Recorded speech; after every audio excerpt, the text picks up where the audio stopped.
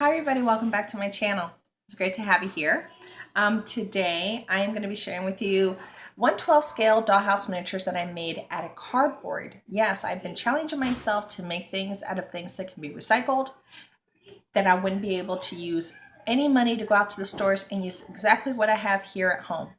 That's how I've been challenging myself with my dollhouse miniatures, and I want to share with you what I did.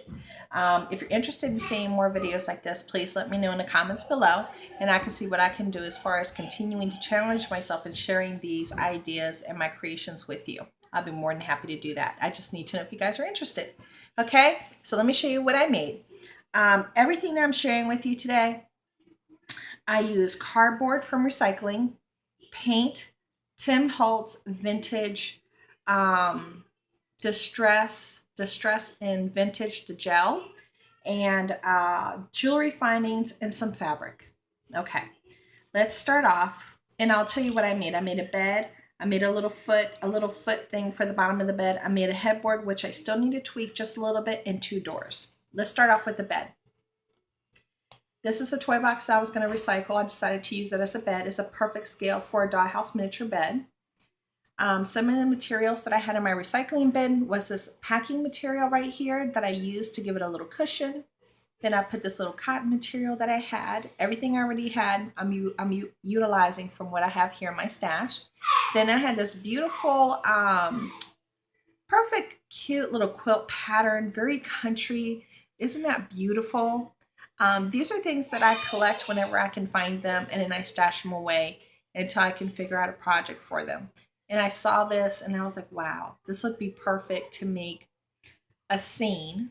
I want to create a box to create a scene of a small bedroom that maybe was back in the day where maybe somebody might rent, because that's, you know, how they used to do it. They'd have a small bed, maybe a dresser, maybe a desk, just very minimal, but very vintagey. And that's what I wanted to do.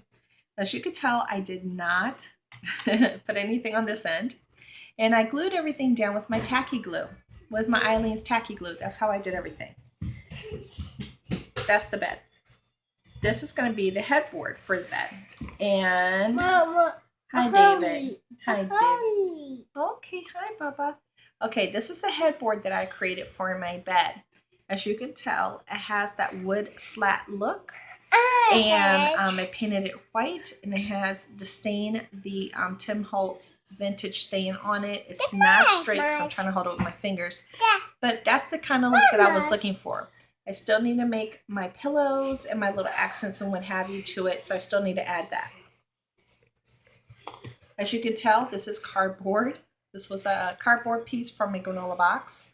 And everything I used here was cardboard, and that's how I make my slats, with the cardboard and the paint, and then the vintage from Tim Holtz, the vintage gel medium.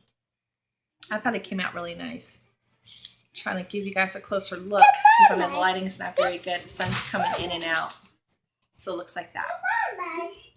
Then I decided I wanted to make a piece to the bottom of the bed to give it a little bit more character. Now, this piece didn't come out that well, but that's okay. I was having a tough time trying to do my creations with my kids running back and forth and taking my stuff with them as they ran.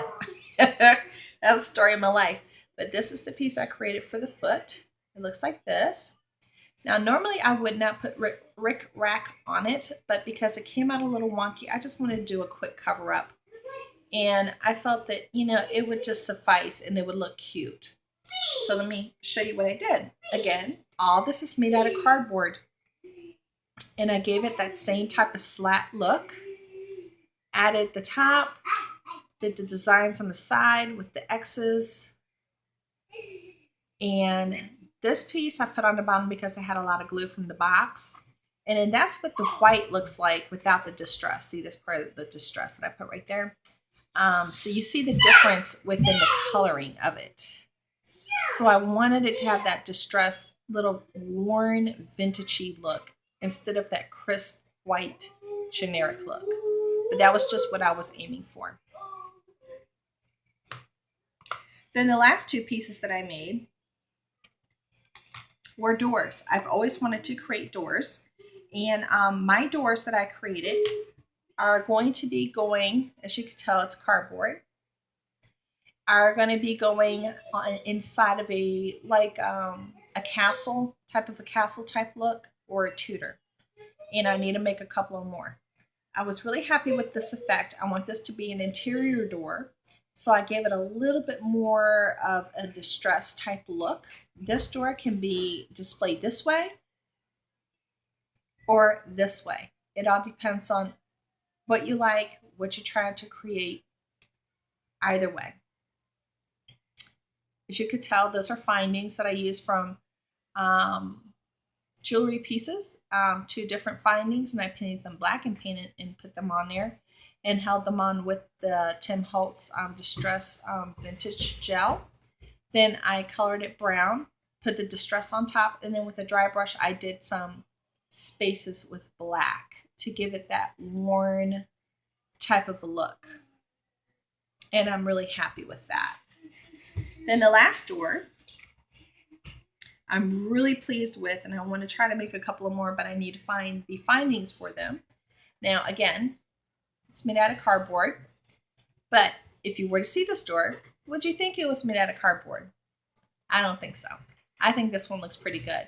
I used the same type of, method, cutting out my cardboard.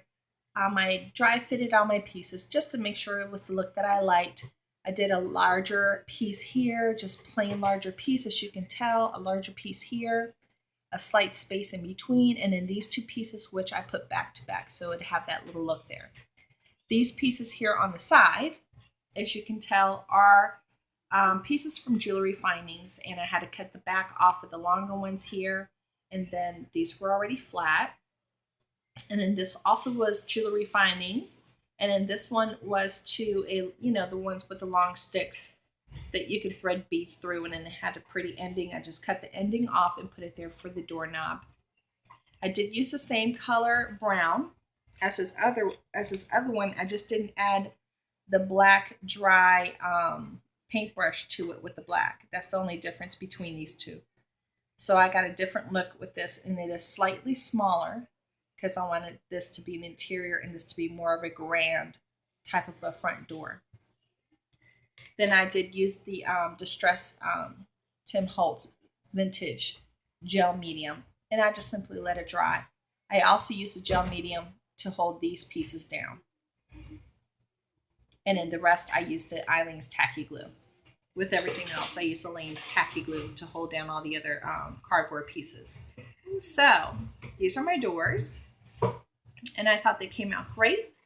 And you can do this on a budget. You can create a whole dollhouse miniature room scene, and even the scene itself, even by just getting the foam board that they have at the Dollar Tree and creating a small room box on a serious budget to see if you like the hobby, or if you're just creating a special scene for somebody, your daughter, yourself, of something that you always want to remember. It's a wonderful hobby, and anybody can do it, and you can do it on a budget.